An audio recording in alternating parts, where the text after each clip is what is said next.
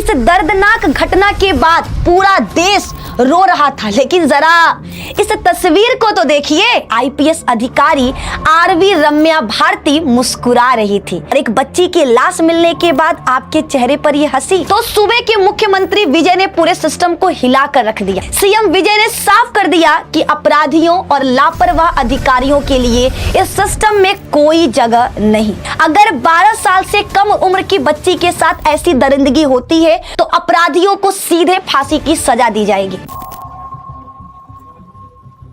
क्या हमारे समाज का जमीर पूरी तरह से मर चुका है? क्या एक मासूम की चीखें अब हमारे सिस्टम के कानों तक नहीं पहुंचती? जो खबर आज मैं आपको सुनाने जा रही हूं, उसे सुनकर आपकी रूह कांप जाएगी और सिस्टम पर से आपका भरोसा पूरी तरह से उठ जाएगा।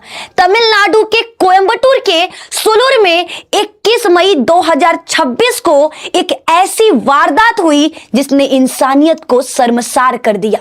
एक 10 साल की मासूम सी बच्ची, जिसे अभी ठीक से दुनिया की समझ भी नहीं थी, उसके साथ वो दरिंदगी की गई जिसे शब्दों में बयां करना मुमकिन ही नहीं। चलिए आपको बताते हैं। उस शाम, वो शाम नहीं था, वो मनहूस शाम था।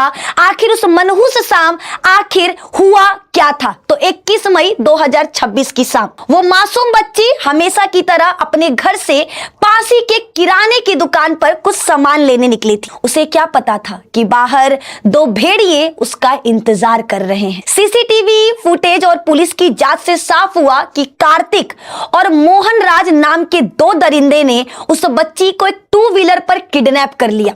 मासूम चिल्लाती रही, रोती रही, लेकिन उस राक्षसों का दिल नहीं पिघला। उन्होंने बच्ची के साथ घिनौना रेप किया, उसे बेरहमी से मौत के घाट उतार दिया। मीडिया रिपोर्ट्स के मुताबिक दरिंदगी करने के बाद उन्होंने बच्ची की लाश को कन्नम पलायम झील के पास एक नारियल के बाग में फेंक दिया। जब अगले दिन यानी 22 मई को बच्ची की घायल लाश मिली तो पूरे इलाके में मातम और गुस्सा फैल गया। द हिंदू की रिपोर्ट के मुताबिक पीड़िता मां का तो रो रो कर बुरा हाल है और उनका आरोप है कि उसे अपनी बेटी की शव तो ठीक से देखने भी नहीं दिया गया और पुलिस ने आनन फानन में अंतिम संस्कार करवा दिया। इस दर्दनाक घटना के बाद पूरा देश रो रहा था, लेकिन जरा इस तस्वीर को तो देखिए। हाँ, इस तस्वीर को देखकर आप किसी भी संवेदनशील इंसान का खून खौल उठेगा।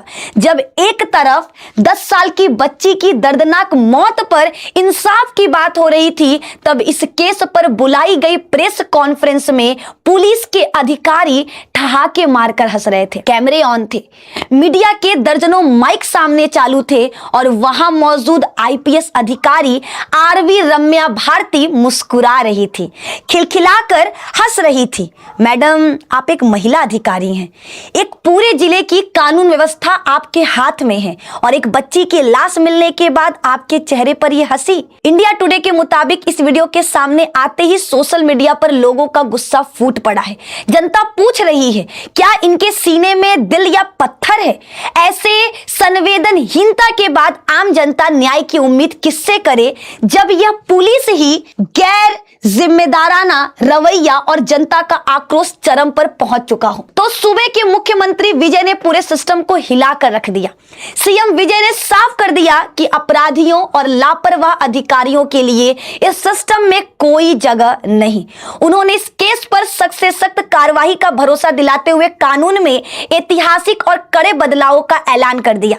तो सरकार ने जो नियम तय किए हैं उन्हें ध्यान से सुनिए। अगर 12 साल से कम उम्र की बच्ची के साथ ऐसी दरिंदगी होती है तो अपराधियों को सीधे फांसी की सजा दी जाएगी। सामान्य मामलों में रेप की सजा जहां 14 साल होगी, वहीं अगर कोई पुलिस अधिकारी या रक्षक इस अपराध में शामिल या लापरवाह पाया गया तो उसे सीधे 20 साल की जेल होगी। तीसरा, साइबर स्टॉकिंग करने वाले को कोर्ट के आदेश के साथ तुरंत जेल भेजा जाएगा। इसके साथ ही वीआईपी कल्चर को तो पूरी तरह खत्म करने और ड्रग्स के खिलाफ एंटी नारकोटिक्स टास्क फोर्स बनाने का भी फैसला लिया गया है। यह हमारे सीएम विजय ने जो ऐसे कुछ फैसले लिए हैं जो पूरे सिस्टम को हिलाने के लिए काफी हैं। मुख्यमंत्री का यह कदम आई थिंक हमारे और आपके नजर में काबिले तारीफ है, लेकिन आज जनता के मन में एक बहुत बड़ा सवाल है, क्या सिर्फ कानून बदल देने से हमारी बेटियों को सच में इंसाफ मिल जाएगा? क्या जब तक जमीन पर बदलाव नहीं होगा तब तक ऐसी घटनाएं रुकेंगी? सड़कों पर उतरी जनता आज साफ कह रही है, कानून बदलने के साथ साथ प्रेस कॉन्फ्रेंस में बैठकर मासूम की मौत पर हंसने वाले उन संवेदनहीन अधिकारियों को तुरंत सस्पेंड किया जाना चाहिए। न्याय की यह लड़ाई तब तक नहीं रुकेगी जब तक हर बेटी सुरक्षित नहीं हो जाती।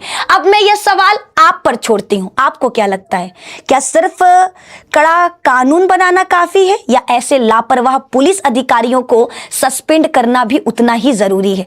अपना राय नीचे कमेंट बॉक्स में जरूर लिखें। इस वीडियो को इतना शेयर कीजिए कि हमारी आवाज सोए हुए सिस्टम के कानों तक पहुंचे। और आप सभी से छोटा सा रिक्वेस्ट है, इस चैनल को जरूर सब्सक्राइब करें, क्योंकि ये आवाज सिर्फ मेरी नहीं, ये आवाज हम सब की है, जो हमें हर इंसान तक पहुंचाना है। जो इंसान लड़ाई लड़ रहा है उसको इंसाफ दिलाना है। तो प्लीज चैनल को सब्सक्राइब करिएगा, आपके कमेंट का इंतजार रहेगा। जय हिंद, जय भारत, धन्यवाद।